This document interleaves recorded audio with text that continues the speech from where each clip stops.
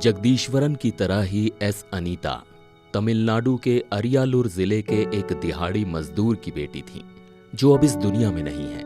पढ़ाई में हमेशा अव्वल दलित समुदाय की तमिल लड़की अनीता ने साल 2017 में 12वीं की राज्य बोर्ड परीक्षा में 1200 में से कुल 1176 नंबर हासिल किए और इंजीनियरिंग की प्रवेश परीक्षा में अनीता को 200 में से 199.76 नंबर प्राप्त हुए थे, जिसके बाद अनीता को प्रतिष्ठित मद्रास इंस्टीट्यूट ऑफ टेक्नोलॉजी में सीट भी मिल गई थी।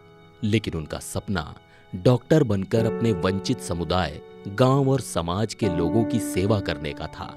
इसलिए अनीता ने इंजीनियरिंग में दाखिला नहीं लिया, क्योंकि तब एक साल पहले तक तमिलनाडु के मेडिकल कॉलेजों में एडमिशन 12वीं के नंबरों के आधार पर मिलता था, और अगर 2017 में भी यही नियम जारी रहता तो अनीता को MBBS में आसानी से दाखिला मिल जाता।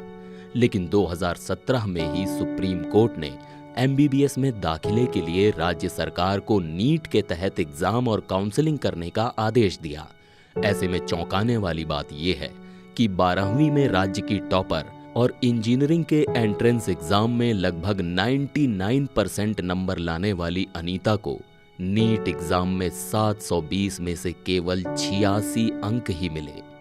हालांकि नीट एग्जाम से पहले ही अनीता ने एक इंटरव्यू में ये कहा था कि उनकी पढ़ाई तमिलनाडु स्टेट बोर्ड से हुई है और स्टेट बोर्ड से पढ़ाई करने वाले तमाम छात्रों की तरह उन्हें भी नीट का सिलेबस समझ में नहीं आ रहा है। अनीता का कहना था कि चूंकि नीट CBSE पैटर्न पर आधारित है, इसलिए राज्य बोर्ड से पढ़ाई करने वाले उनके जैसे तमाम स्टूडेंट्स को कोचिंग करनी पड़ेगी। लेकिन वो एक मजदूर की बेटी हैं और कोचिंग क्लास पर पैसे खर्च करने में असमर्थ हैं।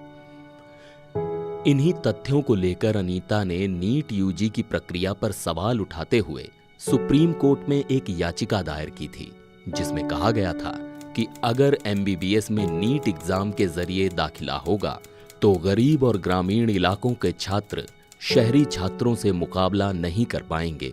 लेकिन सुप्रीम कोर्ट में अनीता की याचिका खारिज हो गई। अफसोस कि हताशा में अनीता ने आत्महत्या कर ली थी। एस अनीता की आत्महत्या के बाद तमिलनाडु की राजनीति में भूचाल आ गया था और नीट के खिलाफ अपनी लड़ाई हारने की निराशा में दुनिया को अलविदा कहने वाली अनीता देश में नीट एंट्रेंस एग्जाम के विरोध का एक प्रतीक चेहरा बन गई। There is some amount of injustice in how a uniform examination is being conducted for a very diverse country like India.